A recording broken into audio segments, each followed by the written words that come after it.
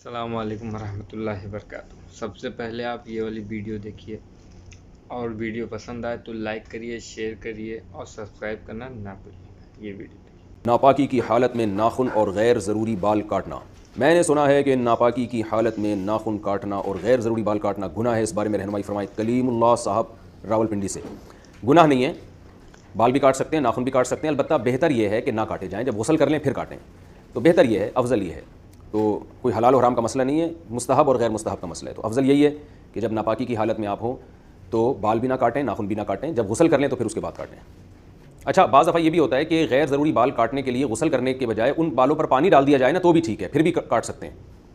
جیسے غسل سے پہلے کسی نے غیر ضروری بال کاٹنے ہیں تو ان بالوں پہ پانی ڈال دیں، تو بہت سے فقہا کہتے ہیں کہ جنابت کا اثر اس سے زائل ہو جائے گا، تو پھر اس کے بعد آپ وہ بال کاٹ دیں تو بھی ٹھیک ہے۔ یعنی پورا غسل کرنا ضروری نہیں ہے، بس اتنے حصے کو پانی پہنچا کے بھی بال یا ناخن کاٹے جا سکتے ہیں۔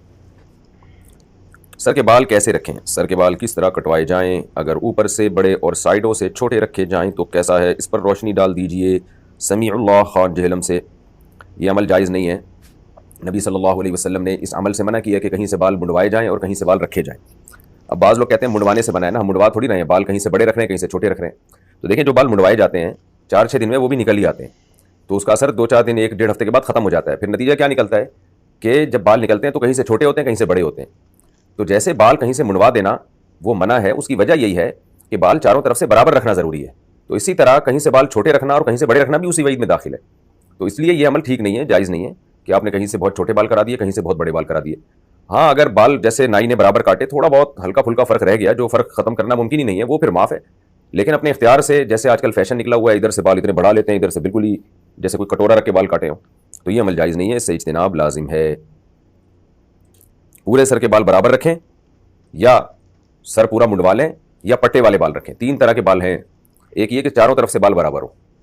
گردن کے نیچے اگر کوئی خط بنانا چاہے نا، یعنی گردن سر کا حصہ نہیں ہے، بالکل گدی پہ نیچے کی طرف اگر کوئی خط بنانا چاہے تو وہ ٹھیک ہے، تو لیکن سر کا جتنا بھی حصہ ہے اس میں بال پورے برابر رکھے جائیں۔ تو 3 کیفیتیں ہیں بال کی، پورے سر کے بال برابر رکھے جائیں یا مکمل سر منڈوا لیا جائے جس کو حلق کرانا کہتے ہیں۔ تیسری کیفیت یہ ہے کہ پٹے والے بال رکھے جائیں۔ پٹے والے کا مطلب یہ ہے کہ سارے بال آپ پیچھے لے جائیں، پھر پیچھے سے بال بڑھائیں، آپ پھر ادھر ادھر سے نہ کاٹیں، پیچھے سے بال بڑھائیں۔ ہاں، نوکیں کاٹ دینا بالوں کی تاکہ بالوں کی گرو اچھی ہو، وہ ٹھیک ہے، اس کو وہ اس وعید۔ ناپاکی میں نماز پڑھنے سے کیا انسان کافر ہو جاتا ہے؟ بچپن میں اگر ناپاکی کی حالت میں نماز پڑھی ہو، ایک دفعہ فیملی والے مجھے زبردستی لے گئے تھے تو میں شرم کی وجہ سے نہیں بتا سکا کہ میں ناپاک ہوں اور میں نے مسجد میں نماز پڑھ لی۔ اس وقت میری عمر 14-15 سال ہوگی، تو اس بارے میں کیا حکم ہے؟ میں نے ایک کلپ سنا تھا کہ ناپاکی کی حالت میں نماز پڑھنا کفر کے زمرے میں آتا ہے۔ بلال صاحب چائنا سے۔ بلال صاحب، بالکل یہ عمل جو ہے کفر کے قریب پہنچا دیتا ہے انسان کو، کیونکہ نماز کے ساتھ مذاق ہے نا یہ، تو کافر کا فتویٰ تو کسی پہ نہیں لگایا جا سکتا اتنے آرام سے، لیکن بہرحال یہ عمل بہت برا عمل ہے۔ تو احتیاط اسی میں ہوتی ہے کہ اس صورت میں انسان ایمان کی تجدید کرے، نکاح کی بھی بہتر ہے۔ اگر آپ تو 15 سال کے تھے، نکاح نہیں ہوا ہوگا آپ کا، احتیاط اسی میں ہے۔ تو کفر کا فتویٰ تو نہیں لگایا جا سکتا کسی شخص کے بارے میں کہ اس نے بلا وضو نماز پڑھی تو یہ کافر ہو گیا، لیکن یہ عمل بہرحال بہت خطرناک ہے۔